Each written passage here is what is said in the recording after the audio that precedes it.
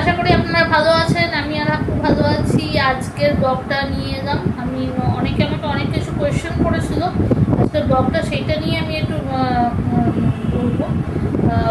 অনেকে ফোন করে বলেছে বা মেসেজ করেছে, যারা আমাকে চেনে তারা তো আমার ফোন নাম্বার জানেই, মেসেজও করেছে। আমি কতগুলো জিনিস আপনাদের একটু ক্লিয়ার করতে চাইছি, যেটা অনেকটা ভুল বোঝাবুঝি হয়ে গেছে। ফার্স্ট অফ অল, আমি কেন অ্যাপেলোতে আমার ছেলেকে ভর্তি করেছিলাম। অ্যাপেলোতে এই জন্যে ভর্তি করিনি যে বিশাল কিছু দেখানোর জন্য, বড় লোকি চাল বা কিছু এরকম কোনো ব্যাপার ছিল না। বড় লোকি ব্যাপার কোনো ছিল না, বরঞ্চ আমার অনেক হয়ে গেছে। 86,000 ওদের পেমেন্ট হয়েছে, মানে জাস্ট ও থাকার জন্য জন্য আমার 86,000 দিতে হয়েছে, প্লাস আরও 4,000 টাকা আমার এমনি গেছে, মানে 90,000 টাকার মতো আমার বেরিয়ে গেছে। মানে এটা আমার ক্ষেত্রে কিন্তু বিশাল বড় ব্যাপার, আমি সেটা বলছি। আমার নিজের ক্ষেত্রে আমার বিশাল বড় ব্যাপার হয়েছে, কিন্তু আমি আর কোনো অপশনস আমার ছিল না। কেন ছিল না আমি বলছি আপনাদের। যেহেতু আমার হাজব্যান্ড নেই, আমার বাবাও নেই, আমার ভাই বোন কেউ নেই, আপনারা জানেনই। আমি একই মাত্র নেই। আর মায়ের বয়সও অনেক হয়ে গেছে, 69 হয়ে গেছে, তা মাও অত পারে না। তা ওর জন্যে যদি কোনো অক্সিজেন লাগে, ব্লাড লাগে, কিছু লাগে, এমন একটা জায়গায় আমাকে নিয়ে যেতে হয়েছে যেখানে সবগুলো অ্যাভেলেবেল হবে, কিন্তু টাকা দিতে হবে। হ্যাঁ, অ্যাভেলেবেল ছিল সব কিছু, অক্সিজেন লেগেছে, ব্লাড লাগেনি ওর, অক্সিজেন লেগেছে, অন্য ওষুধের ব্যাপারে কোনো ব্যাপারে আমাকে ভাবতে হয়নি, কারণ অ্যাপোলো ফার্মেসি থেকেই নেওয়া হয়েছে। তা ওইগুলোর জন্য শুধু আমাকে টাকা দিয়ে যেতে হয়েছে। আমি টাকা পরপর দিয়ে গেছি। আমি জানি আমার নিজেরও যাচ্ছে যে আমি এত বেশি আমি খরচা করে ফেলেছি, কিন্তু আমার কিচ্ছু করার ছিল না, কারণ আমার পক্ষে কেউ ছিল না, আমার দিকে কেউ ছিল না যে আমাকে হেল্প করবে।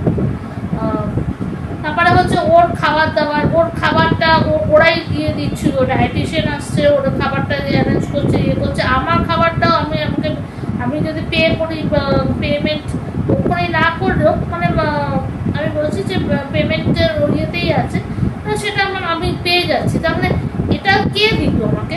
এটা আপনাদের বোঝা উচিত যে আমার তো কেউ নেই, মানে আমার মার পক্ষে সম্ভব নয় যে ও আমাকে দিয়ে, আমি যদি একটা সরকারি হাসপাতালে থাকতাম বা অন্য জায়গায় থাকতাম, আমাকে তো অন্য জায়গা থেকে খাবার আনতে হতো বা কিছু আনতে হতো। তা সেগুলো আমি কী করে করতাম? একা করছি, আমি একা একটা মানুষ, একা ফাইট করে যাচ্ছি। সবাই বলতে পারছে, কিন্তু সবাইকে বুঝতে হবে যে একা ফাইট করাটা মুশকিল, সত্যি মুশকিল। আমার পক্ষে সত্যি মুশকিল ছিল, কারণ আমি দেখলাম যে আমার ছেলে একদম মানে শরীর মানে শুয়ে পড়েছে, মানে ওকে আমি যে কীভাবে এখান থেকে নিয়ে গেছি সেটা আমি নিজেও বলতে পারবো। এখান থেকে নিয়ে গেছি, সুরক্ষাতে নিয়ে গেলাম, সুরক্ষাতে না বলে দিল যে এটা ডায়াগনস্টিক সেন্টার, এখানে হবে না। তারপর ভিআইপি অ্যাপেক্সে নিয়ে গিয়েছিলাম, ভিআইপি অ্যাপেক্সে বললো ওখানে কোনো পেডিয়াট্রিক নেই, মানে বাচ্চাদের কোনো ডাক্তার নেই। বললো যে আপনি অ্যাপেলোতে যান, তখন এমনি অ্যাপেলোতে আবার নিয়ে গেলাম ওকে করে, ট্যাক্সি করে।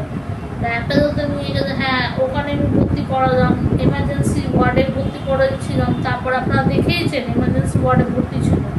তারপরে আমি ওকে কেবিনে শিফট করিয়ে দিয়েছি, কারণ এমার্জেন্সি ওয়ার্ডে প্রচুর এমন আসছিলো, পেশেন্ট আসছিলো যাদের কারোর ডেঙ্গু হয়েছে, কারোর এইটা ওটা সেটা, প্রচুর রকমের অসুখ আসছিল। তাই জন্য আমি ওকে শিফট করিয়ে দিয়েছি, যে আমার টাকা লাগবে কিন্তু আমি ওকে শিফট করিয়ে দেবো। এইটার জন্যে প্লিজ, এটার জন্যে আপনারা আমাকে কী বলবো, মানে হ্যাঁ ঠিক আছে, সবাই বলছে, আমি মেনে নিলাম যে আপনারা বলছেন, আপনারা আমার ভালোর জন্যই বলেছেন, কেউ খারাপের জন্য বলেননি, সবাই ভালোর জন্য বলেছেন। আমি মেনে নিলাম আমার কিছু আছে, প্রবলেমস আছে।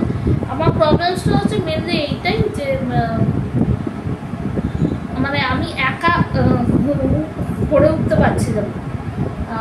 যদি আজকে সোমনাথ বেঁচে থাকতো, মানে আমার হাজব্যান্ড বেঁচে থাকতো, বা আমার যদি ভাই বোন থাকতো, বা আমার বাবা থাকতো, তাহলে তাও হয়তো আমি করতে পারতাম, কিন্তু একার পক্ষে আমার পক্ষে সম্ভব হচ্ছিল।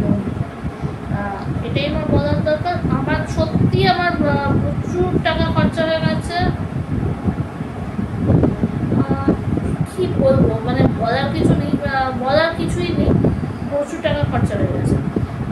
বাট ঠিক আছে, ওখানকার সিস্টাররা খুব ভালো ছিলেন, আমি রেগুলার বলছি, ওখানকার সিস্টাররা খুব ভালো ছিলেন, ডাক্তারও হেল্প করেছেন। এখন ঠাকুর অনেকটা স্টেবল আছে। আমার 10 দিন পরে দেখা করতে বলেছে, আমি 10 দিন পরে আবার আউটডোরে একবার চেক আপ করাতে হবে ওকে।